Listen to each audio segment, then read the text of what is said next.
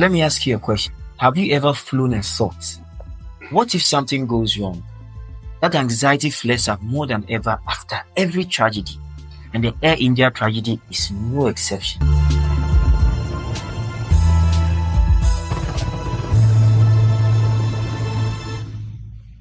I want to state that it is not my intention to prejudice the investigation. All the information are from verified sources, no speculation or blame. It's just facts, empathy, and tools to manage flying fear or flying anxiety. I also want to continue the conversation on aviation safety because the world is getting global. And one way or the other, we are going to sit in this type of aircraft, similar aircraft, or probably take off from the same airport or to that airport or that general area. The world is so connected that we may likely find ourselves in situations like this. So we must understand how aviation works and understand how we can improve safety as stakeholders also. So what happened? On June 12, 2025, Flight 171, Boeing 787 Dreamliner, a widely used aircraft, took off from Ahmedabad International Airport, a major hub for over 13 million people. 13 million travelers yearly, I must say. 242 people on board, passengers, crew, families, students. And within a minute, the aircraft descended sharply and flew into a medical hostel in Meghalinagar, taking away 241 people on board and over 20 on the ground. Miraculously, a gentleman in 11A, that's 11A seat, survived. Why does this feel personal? Why does it feel personal? I am asking you. This is because this crash happened right next to an airport. An airport with familiar terminals, an area people pass every time. It's like a regular person driving or walking past Kotoka International Airport in Accra or Tamale Airport. And when you see aircraft take off and land every day, it becomes normal. And just like that, something happens. We hope not. It's going to stir up some conversations. This closeness makes it hit differently, I must say.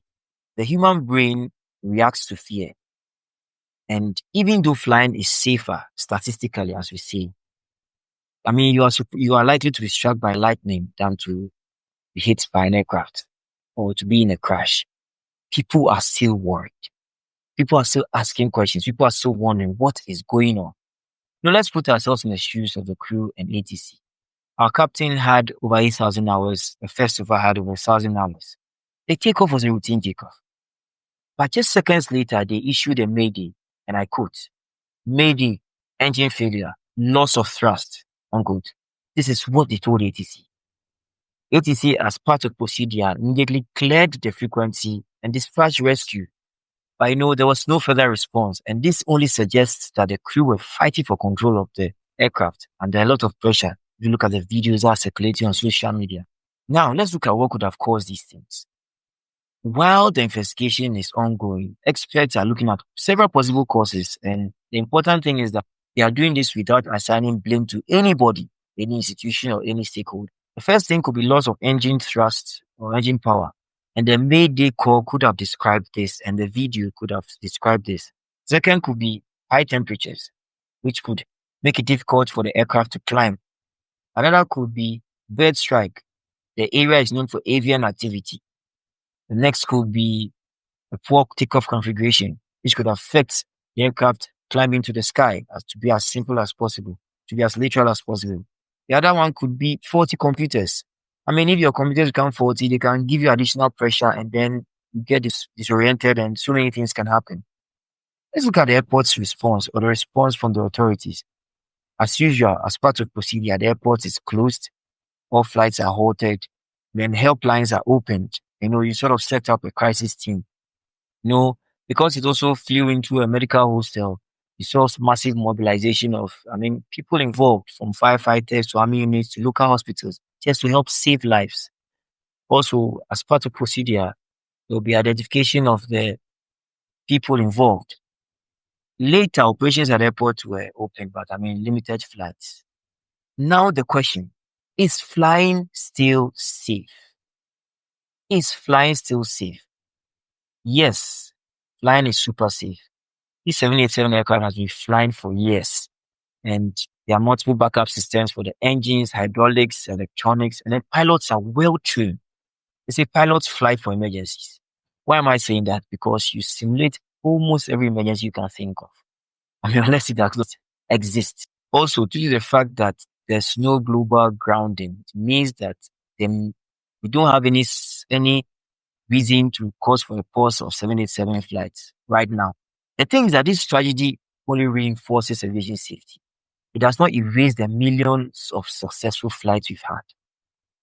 That's a fact. There have been millions of successful flights. There will continue to be millions of successful flights. However, when something happens, there's a little twitch, the media jumps on it. Now, looking at flight anxiety, I know you are anxious about flying after hearing this. I know. Know that you're not alone. There are steps you can follow to deal with this anxiety. Flying feels scary and people feel safer on the ground. I mean, to deal with these things, you can practice breathing techniques, like regular breathing techniques to calm yourself down. Breathe in, hold it, and exhale. Also, please, you have to limit crash news. It spikes adrenaline. Successful flights are not reported on, except maybe there's a new aircraft that is being launched. Successful flights are not reported on. Only incidents and accidents are reported on because they give the news, they catch your attention. Try to control your feet and try to stay away from bad news. The third is also learn from experts. I do a lot of videos on aviation. You can watch and learn. They're as basic as you can imagine. Listen to interviews, watch videos, watch safety breakdowns, and understand how aviation works, especially if you're a passenger, you are not a practitioner in the field.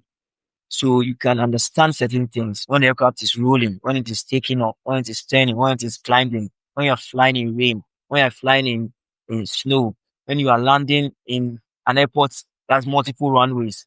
I mean, so many things helps you understand what is happening. You get my point. When you look at the demeanor of cabin crew, you can tell everything is fine. All those things come into play when you understand aviation and how it works. In doing this, you can watch my anxiety series on YouTube, on TikTok, and all the other platforms. I give guidance and I give tips and I introduce coping mechanisms to help you deal with these things. Everybody's anxious at a point in time in their life. It's a human feeling. So it is completely normal.